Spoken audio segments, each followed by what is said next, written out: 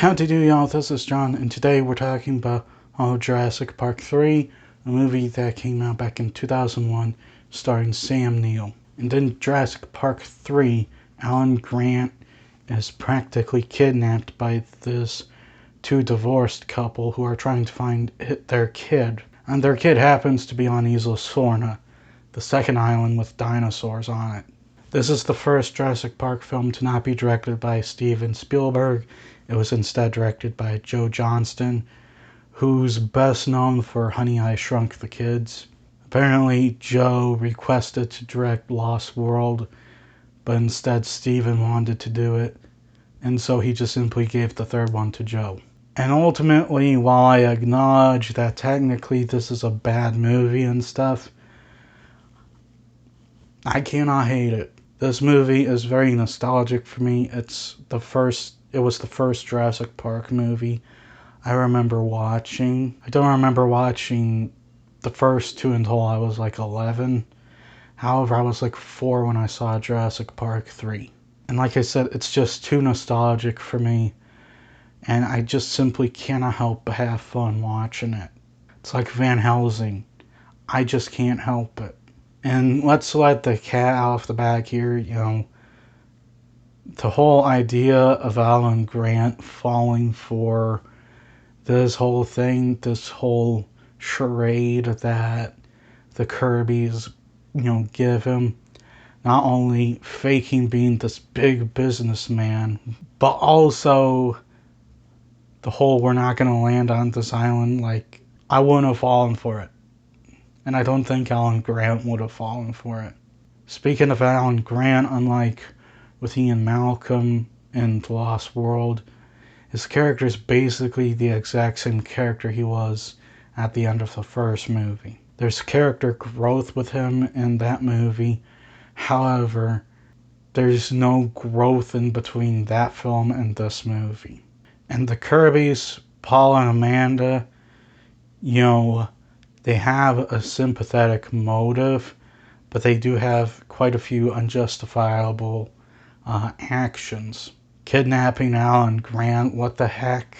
However, you do understand the reasoning for wanting to go to this island. Their son's on it. They just want him back home. There's this new character named Billy, and to be quite honest, I do like Billy in the movie. He was a paleontologist just like Alan Grant, and while Alan Grant's like this older, more grizzled paleontologist, Billy is young, he's a bit more naive, and he is a lot more tuned in to modern technology than Alan Grant is.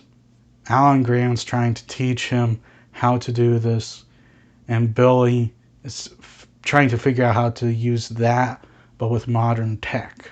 Heck, he even uses a 3D printer at one point in the film. A 3D printer. However, Billy does make mistakes, yet he redeems himself from these mistakes. He understands how wrong these things were. And in terms of the dinosaurs, the CGI is the most poorly aged CGI out of the 3 classic movies. I'm not going to lie, the CGI in Jurassic Park 3 is terrible. It's really bad. While it's not like Tron, it's more like a PS2 or PS3 video game. It's not very good looking CGI in the slightest. The animatronics are fine, they're not the best out of the 3 movies.